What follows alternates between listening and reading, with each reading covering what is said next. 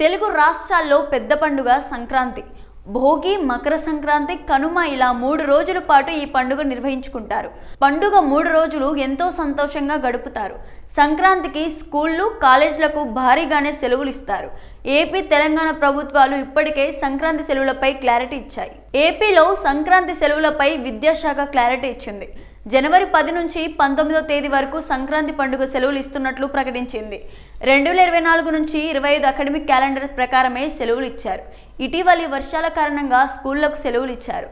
దీంతో సంక్రాంతి సెలవులు తగ్గిస్తారని ప్రచారం జరిగినా అందులో నిజం లేదని ప్రభుత్వం తెలిపింది. జనవరి 10 నుంచి 19వ తేదీ వరకు సంక్రాంతి సెలవులు ఇస్తున్నట్లు SCERT డైరెక్టర్ కృష్ణారెడ్డి ఇటీవల తెలిపారు.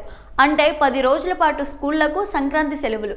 జనవరి 13న భోగి, 14న మకర సంక్రాంతి, 15న కనుమ పండుగలు జరుపుకోనున్నారు.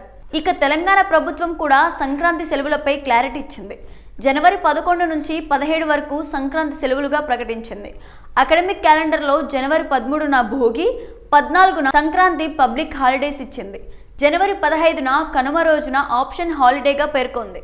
తాజాగా విద్యాశాఖ సెలవులపై స్పష్టత ఇచ్చింది. భోగికి ముందు రోజు అంటే జనవరి 11న రెండో శనివారం ఉంది. ఆ తర్వాత ఆదివారం అంటే జనవరి 11 నుంచి సంక్రాంతి సెలవులు ప్రారంభమవుతాయి. జనవరి 17 శుక్రవారం అంతా సెలవులు ముగుస్తాయి. తెలంగాణలో సంక్రాంతి సెలవులు జనవరి 17వ తేదీ వరకు ఉంటాయి. జనవరి 18వ తేదీన శనివారం పాఠశాలలు పునఃప్రారంభమవుతాయి.